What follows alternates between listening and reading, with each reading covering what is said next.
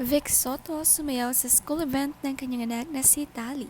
Ito nga ang Father and Daughter Day at school at present lahat ng tatay ng mga estudyante. Napabig thumbs up nga si Tali, okay na okay daw ang sayaw ng kanyang tatay Vic, kahit siya ang pinakamatanda dito. Nakakasunod pa rin sa sayawan, mahalaga present nga sa ganitong event. Ramdam ni Tali ang pagmamahal ng kanyang magulang.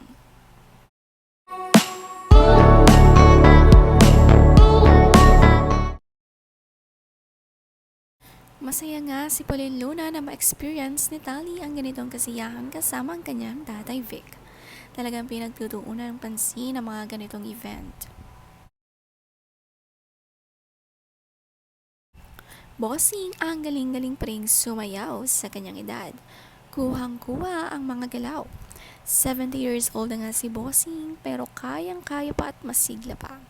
Thankful na nakaka-attend pa rin ng school para mapasaya ang anak.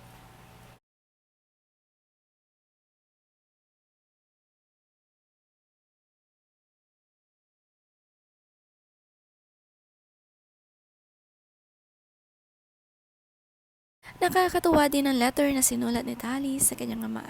Ang 70 years old daddy niya ay naging 29. Alam din ang favorite thing to do ni Tatay Vic kundi ay kumain. At ang parating sinasabi ng kanyang tatay ay ang salitang I love you.